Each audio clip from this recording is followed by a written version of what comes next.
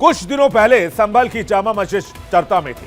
वहीं उस हिंसा को लेकर जो संभल में देखने को मिली, वजह थी अदालती आदेश, जिसमें मंदिर का सर्वे करने का आदेश सुनाया गया। टीम गई तो हिंसा हो गई, लेकिन अब जब मंदिर के द्वार खुले हैं तो 1978 की बात की जा रही है। आपको बता दें, 1978 में संभल में एक और दंगा हुआ था जिसकी बात की जा रही है, जिसमें कई लोग मारे गए थे। हालांकि इससे पहले जब संभल में सर्वे की टीम गई तो वहां पर हिंसा हुई, लोगों को अपनी जान गंवानी पड़ी। इसके बाद विपक्ष ने मरने वाले लोगों के पक्ष में हंगामा किया, सरकार पर तरह तरह के हमले किए। यहां तक कि दिल्ली से राहुल और प्रियंका गांधी भी निकल पड़े संभल के लिए, लेकिन पुलिस की सक्रियता और प्रशासन के निर्देश पर उन्हें रोक लिया गया। तब किसी ने नहीं सोचा होगा कि बहुत जल्द यह तस्वीर पलट जाएगी और कुछ ऐसी तस्वीर सामने आई जो संभल की एक और दूसरी तस्वीर लोगों के सामने रख रही है, जो इस वक्त आप देख रहे हैं। यह कोई आम मंदिर नहीं है जहां पर पूजा पाठ की प्रक्रिया शुरू की गई है। यहां पर 46 साल के बाद यह पूजा शुरू की गई है और यह मंदिर संभल के बीचों बीच मुस्लिम बहुल इलाके में मौजूद है, जिसे लेकर अब सवाल उठाए जा रहे हैं। अब संभल में एक दूसरे के पक्ष के हक पर कब्जे का क्या मामला है और यह हालात क्यों और किन हालात में किया गया, इसकी अलग कहानी है, जिसके बैकग्राउंड में एक दंगा है और एक ऐसी पीड़ा जो अक्सर हिंदुस्तान के किसी न किसी शहर में दाग बनकर चस्पा हो जाती है। और फिर जब इसे लेकर सवाल उठाया जाएगा तो पूरा विपक्ष फिर से अपनी गिरेबान में झांकने के बजाय पलटकर सरकार से ही सवाल पूछेगा। ये बातें इसलिए उठ रही है क्योंकि शनिवार को दीपा राय इलाके में जब बिजली चोरी की शिकायत पर टीम पहुंची तो टीम को यहां एक मंदिर नजर आया।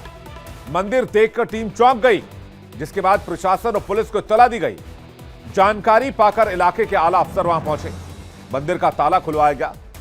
इसके बाद अंदर का नजारा देखकर अधिकारी हैरान रह गए, क्योंकि मंदिर में शिवलिंग और हनुमान जी की मूर्ति मौजूद थी। सिर्फ मंदिर और मूर्तियां ही नहीं मिली, यहां एक पुराना कुआं भी मिला है।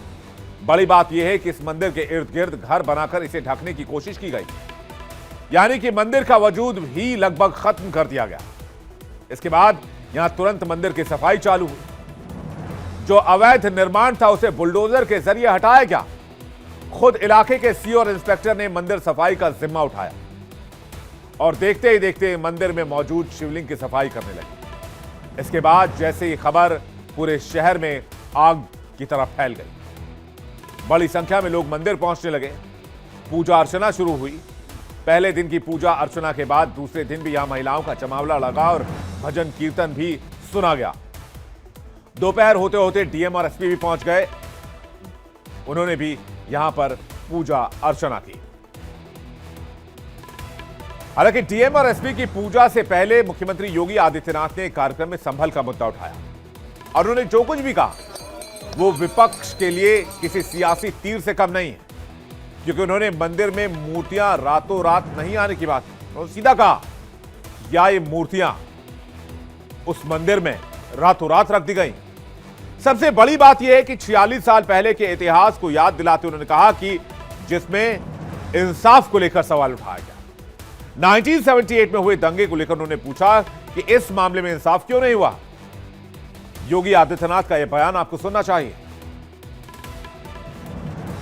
संभल में इन्हीं के समय में 46 वर्ष पहले जिस मंदिर को बंद कर दिया गया, वो मंदिर फिर से सामने सबके सामने आ गया। इनकी वास्तविकता को सबके सामने प्रस्तुत कर दिया। याद करिए ना, क्या वो संभल में इतना प्राचीन मंदिर क्या रातों रात प्रशासन ने बना दिया? क्या वहां बजरंगबली की इतनी प्राचीन मूर्ति रातों रात आ गई? क्या वहां पर जो ज्योतिर्लिंग निकला है, क्या यह आस्था नहीं थी? क्या उन दरिंदों को आज तक सजा क्यों नहीं मिली? इन्होंने 46 वर्ष पहले संभल के अंदर नरसंहार किया था। क्यों नहीं चर्चा होती संभल में उन लोगों की, उन निर्दोष लोगों की? क्या क्या कसूर था उनका, जिनकी निर्मम हत्या संभल के अंदर आज से 46 वर्ष पहले हुई थी? लेकिन जो भी उस सच को बोलेगा उसको धमकी दी जाएगी, उनका मुंह बंद कराने का प्रयास होगा। संभल के 46 साल पहले के दंगे के बारे में कुछ लोग ये भी कहते हैं कि इस दंगे में कई हिंदुओं को जलाकर मार दिया गया था। हालांकि इसके पीछे तथ्य और सबूत के बारे में कोई बात नहीं करता, लेकिन दावे सोशल मीडिया पर लगातार इस तरह के किए जा रहे हैं। हालांकि विपक्ष सीएम योगी के इस बयान से सहमत नजर नहीं आता। उनकी अपनी दलील है और विपक्ष की दलील से ऐसा लगता है मानो इस मुद्दे में कोई दम नहीं है। कांग्रेस के सांसद इमरान मसूद तो लगातार हिंसा में मारे गए लोगों और पुलिस एक्शन को लेकर सवाल उठा रहे हैं। साथ ही कह रहे हैं कि मंदिर कहीं गायब थोड़ी ना हुआ था, जिसे लेकर अभी सियासी माहौल बनाया जा रहा है। इमरान मसूद ने क्या कहा है, आपको वो भी सुनना चाहिए। मुख्यमंत्री जी को, हमारे मुख्यमंत्री हैं प्रदेश के, उनको ये देखना चाहिए कि जान की कीमत, चाहे वो हिंदू की हो या मुसलमान की, जान की कीमत बहुत होती है। और संभल में 5 लोगों की हत्या हुई है और सीधे पुलिस ने गोली मारी है, तो उनके ऊपर कार्रवाई करें। जो मंदिर मिला है वहां पर, उस पर अरे मिला कहीं खो गया था क्या? खो गया था क्या कहीं? मंदिर जिनके यहाँ मंदिर था वो भी मौजूद हैं।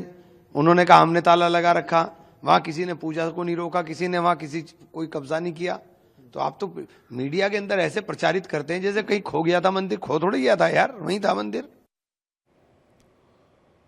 मंदिर वही था, लेकिन मैं पूछना चाहता हूं कि आखिर 46 साल तक किस डर ने इस मंदिर का ताला बरकरार रखा? किस डर ने पूजा पद्धति के लिए इस मंदिर का रास्ता रोका? आखिर यहां पर सनातनी पूजा करने के लिए क्यों नहीं जा सकते थे? खैर, अब जब इमरान मसूद कह रहे हैं, सवाल उठा रहे हैं, तो कुछ इसी तर्ज पर आरोप समाजवादी पार्टी भी लगा रही है और योगी सरकार पर सवाल उठा रही है।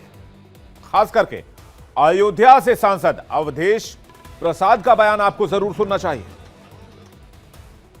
योगी बाबा के पास तो कोई काम है नहीं, सांप्रदायिकता बढ़ा रहे हैं और धार्मिक भावना भड़का रहे हैं। उनके पास कोई कंस्ट्रक्टिव वर्क है नहीं, तो इसलिए ये सब बातें कर रही हैं जिसका कोई असर तो नहीं है। और देश के लोग समझ गए हैं उनकी बात पर, प्रदेश के लोग। अब उनका कोई मतलब है नहीं, संविधान में कोई व्यवस्था उनकी आस्था नहीं है और उत्तर प्रदेश को चला नहीं रहे हैं। इसलिए लोगों के ध्यान को आकर्षित करने के लिए इधर उधर की बातें कर रहे हैं। लेकिन योगी आदित्यनाथ कह रहे हैं कि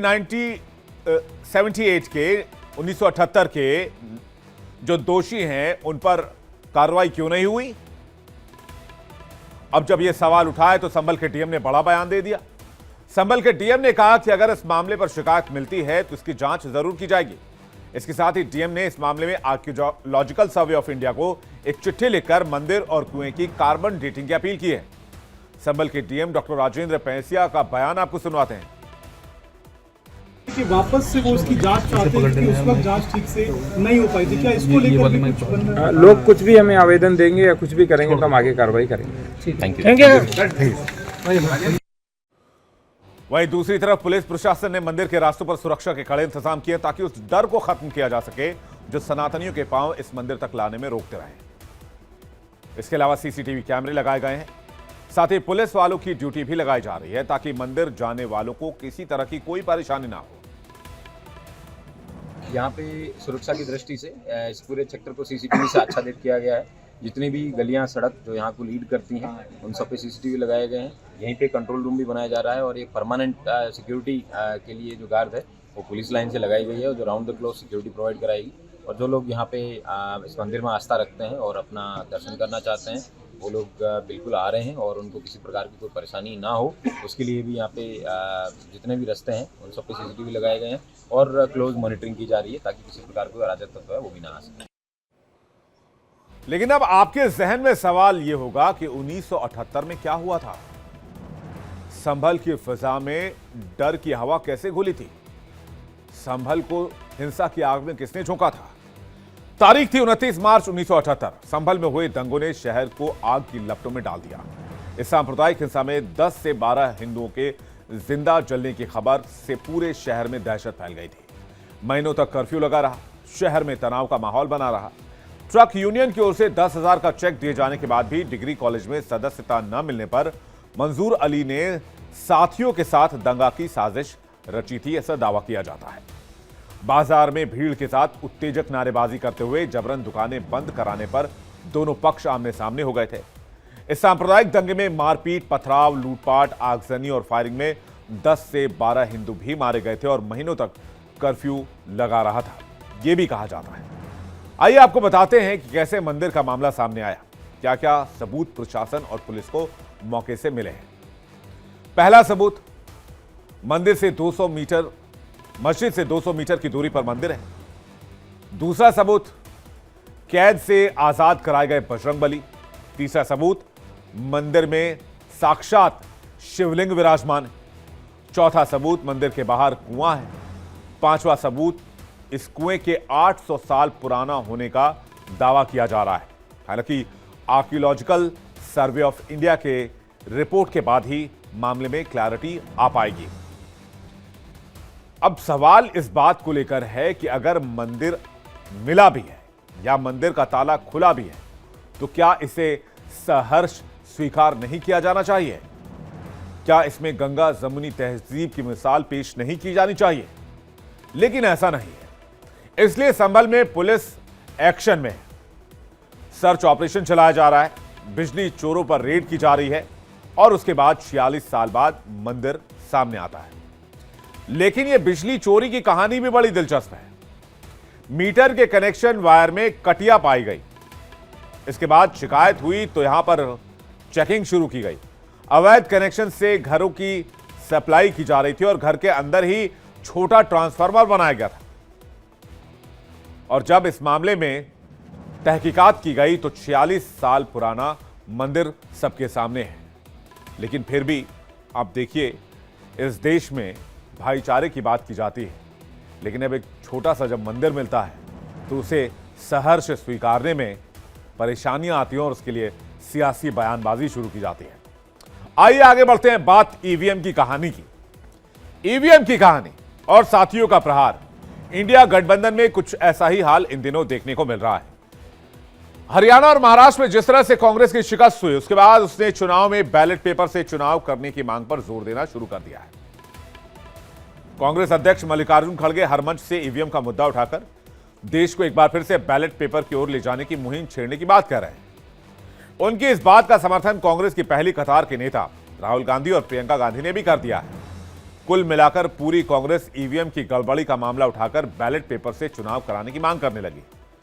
इसे बाकायदा आंदोलन की शक्ल देने की बात करने लगी। हालांकि इस बीच शीतकालीन सत्र आ गया और अमेरिका में अडानी ग्रुप पर लगे आरोपों की वजह से मामला और मांग दोनों पटरी से उतर गए। लेकिन ऐसा लगता है कि कांग्रेस की इस मांग को लेकर इंडिया गठबंधन में भी सहमति नहीं है, क्योंकि कांग्रेस भले ही ईवीएम की जगह बैलेट पेपर से चुनाव कराने की मांग कर रही है, लेकिन उसके साथ ही उसकी राय से अलग नजर आते हैं, कांग्रेस से जुदा ख्यालात रखते हैं। वैसे सहयोगियों की राय अलग यूं ही नहीं है, क्योंकि बीते 3-4 महीने में जिन राज्यों में चुनाव हुए हैं उसमें कांग्रेस भले ही अपने दम पर चुनाव ना जीत पाई हो, लेकिन वो अपने सहयोगियों के भरोसे सत्ता में आने में कामयाब रही है। चाहे बात झारखंड के जेएमएम की अगुवाई वाली हेमंत सोरेन सरकार की हो या फिर नेशनल कॉन्फ्रेंस की जम्मू कश्मीर में गठबंधन के बाद बनी उमर अब्दुल्ला वाली सरकार, कांग्रेस दोनों राज्यों में सरकार में भागीदार है। यही वजह है कि अब जम्मू कश्मीर के मुख्यमंत्री उमर अब्दुल्ला कांग्रेस के ईवीएम राग से सहमत नहीं। उन्होंने कांग्रेस को नसीहत दी है। उन्होंने कांग्रेस की तरफ से ईवीएम को लेकर की जा रही आलोचना को खारिज कर दिया और बीजेपी की बातों को मीडिया से बात करते हुए ज्यों का त्यों रख दिया, जिसमें बीजेपी कहती रही है कि हार पर ईवीएम खराब हो जाती है और जीत पर सही। इसलिए उमर अब्दुल्ला, जो कि इंडिया अलायंस में, उनका यह बयान आपको सुनवाते हैं। I have no problem with you making an issue out of the EVMs, so long as you do it also when you win. The EVMs can't only be a problem when you lose the election, because they're the same EVMs. So when you get 100+ members of parliament using the same EVMs and you celebrate that as sort of a victory for your party, you can't then a few months later turn around and say, well, actually, hang on, we don't like these EVMs because now the election results aren't going the way we would like them to. तो खुले तौर पर कह रहे हैं उमर अब्दुल्ला, कह रहे हैं ऐसा नहीं हो सकता। 100 के लगभग में आपके सांसद लोकसभा में चुन के आते हैं और आप उसे एज अ विक्ट्री सेलिब्रेट करते हैं। और जहां आप जीतते हैं वहां ईवीएम ठीक हो जाती है, जहां आप हारते हैं वहां ईवीएम पर सवाल उठाते हैं। यह नहीं चल सकता है। वैसे कांग्रेस की दिक्कत यह है कि वो अपने सहयोगियों को साथ लेकर चलने में यकीन नहीं रखती। यह आरोप उस पर चारों राज्यों के विधानसभा चुनाव में भी लगे, जिसमें सीटों की शेयरिंग से लेकर कई तरह के विवाद सामने आए। वहीं इस बीच में नतीजों से निराश ममता बनर्जी ने इंडिया गठबंधन की अगुवाई का जो दावा पेश किया और उस पर जिस तरह से इंडिया के अलायंस के साथियों के और सहयोगी पार्टियों की मुहर लगी, उसने कहीं ना कहीं कांग्रेस के नेतृत्व को और कांग्रेस को कमजोर किया। इसके बाद बची खुची कसर उपराष्ट्रपति के खिलाफ अविश्वास प्रस्ताव पर पूरी हो गई, जिसमें विपक्ष के सहयोगियों का भी पूरा साथ नहीं मिला और अब उनके ही गठबंधन के नेता पार्टी पर सवाल उठा रहे हैं, जिसमें कोई कार्यकर्ता नहीं बल्कि कांग्रेस के एक बड़े नेता भी शामिल हैं। मणिशंकर अय्यर, जो पार्टी के वर्क कल्चर को लेकर न केवल निराशा जता रहे हैं बल्कि कांग्रेस के भविष्य को लेकर एक ऐसी तस्वीर खींच रहे हैं जिसमें साफ तौर पर देखा जा सकता है कि पार्टी में गांधी परिवार का कद कितना बड़ा है। यानी कि कांग्रेस पार्टी न सिर्फ इंडिया अलायंस के घटक दलों के सवालों के दायरे में है, बल्कि वो नेता जो कांग्रेस पार्टी को अब तक मजबूती देते रहे, कांग्रेस पार्टी की कमान खींचते रहे, कांग्रेस पार्टी को आगे बढ़ाते रहे, वो भी सवाल उठा रहे हैं, जिसमें मणिशंकर अय्यर का नाम भी शुमार हो चुका है। सुनिए। For 10 years, I was not given an opportunity of meeting Sonia Gandhi one-on-one. I was not given an opportunity except once of spending any meaningful time with Rahul Gandhi. So the irony of my life is that my political career was made by the Gandhis and unmade by the Gandhis. And I take it that this is what happens. And the reason they've advanced, and one that I'm unable to accept, is that I'm too old. Manishankar Iyer कह रहे हैं कि मेरे political career को बनाने वाला भी गांधी परिवार, मेरे पॉलिटिकल करियर को बर्बाद करने वाला भी गांधी परिवार ही है। साथ ही मणिशंकर अय्यर ने इंटरव्यू में यह बात भी कही कि अगर 2014 में प्रणब मुखर्जी प्रधानमंत्री होते तो 2014 का इलेक्शन कांग्रेस पार्टी या कहीं यूपीए कभी नहीं हारती। यानी कि सवालों के घेरे में खुद कांग्रेस पार्टी और कांग्रेस पार्टी के करता धरता। आगे बढ़ रहे हैं, बात करते हैं महाराष्ट्र के नए कैबिनेट की। क्या है नए कैबिनेट की तस्वीर? महाराष्ट्र में विधानसभा चुनाव रिजल्ट के 23वें दिन नागपुर में मंत्रिमंडल का विस्तार आखिरकार हो ही गया। कैबिनेट 2.0, महायुति 2.0। फडणवीस सरकार में 33 मंत्रियों और 6 राज्य मंत्रियों ने शपथ ली। सीएम और 2 डिप्टी सीएम समेत यहां संख्या 42 हो गई। कैबिनेट में कुल 43 मंत्री शपथ ले सकते हैं, 1 सीट खाली रखी गई है। फडणवीस सरकार में 19 बीजेपी, 11 शिवसेना और 9 एनसीपी कोटे से मंत्री शामिल किए गए। इनमें 4 महिलाएं और एक मुस्लिम चेहरे को जगह मिली है। कैबिनेट में सबसे युवा मंत्री एनसीपी की अदिति तटकरे हैं, जिनकी उम्र 36 साल है, जबकि सबसे उम्रदराज मंत्री बीजेपी के गणेश नाइक, जो 74 साल के हैं। बीजेपी के पंकज भोयर सबसे ज्यादा पढ़े लिखे हैं, जो पीएचडी की डिग्री रखते हैं, जबकि शिवसेना के सबसे कम भारत गोगावले सबसे कम पढ़े लिखे मंत्री हैं, जो महज 8वीं पास है। कैबिनेट में 30 से 40 साल के 2, 40 से 50 साल के 12, 50 से 60 साल के 12 और 60 साल से ज्यादा उम्र के 13 मंत्री शामिल किए गए। दावा यह है कि इसमें युवा जोश है तो अनुभवी नेतृत्व भी है। आइए अब आपको वो नाम बताते हैं पार्टियों की तरफ से जिन्होंने आज मंत्रिमंडल विस्तार में शपथ ली है। सबसे पहले बात बीजेपी की। चंद्रशेखर बावनकुले, राधाकृष्ण विखे पाटिल, चंद्रकांत पाटिल, गिरीश महाजन, मंगल प्रताप लोढ़ा, गणेश नाइक, जयकुमार रावल, पंकजा मुंडे, अतुल सावे, अशोक उइके, नीतीश राणे, आकाश फूंडकर, संजय सावकारे, आशीष शेलार, शिवेंद्र सिंह राजे, उसके अलावा प्रकाश आबिटकर और जयकुमार गोरे। शिवसेना की तरफ से नाम जान लीजिए। दादा भूसे, संजय राठौड़, गुलाबराव पाटिल, उदय सामंत, शंभुराज देसाई, संजय सिरसाट, प्रताप सरनाइक और भारत गोगावले। एनसीपी की तरफ से धनंजय मुंडे, हसन मुशर्रफ, दत्ता भरणे, अदिति तटकरे, माणिकराव कोकाटे, नरहरी झीरवाल, मरकंद जाधव पाटिल और बाबा साहेब पाटिल। राज्य मंत्री की शपथ में जो नाम सामने आए उसमें पंकज भोयर, मेघना बोर्डीकर, माधुरी मिसाल। शिवसेना की तरफ से आशीष जायसवाल, योगेश कदम और एनसीपी की तरफ से इंद्रनील नाइक। हम परफॉर्मेंस ऑडिट ये निश्चित रूप से हर मंत्री का करेंगे और परफॉर्मेंस ऑडिट में जहां ये ध्यान में आएगा कि मंत्री उचित काम नहीं कर रहे, उस समय उस मंत्री का पुनर्विचार किया जाएगा। विभागों को लेकर हमारी करीब करीब सहमति बन चुकी है और इसीलिए मैंने कहा कि हम अब उसका जो बाटअप है वो अगले 2-3 दिन में कर देंगे।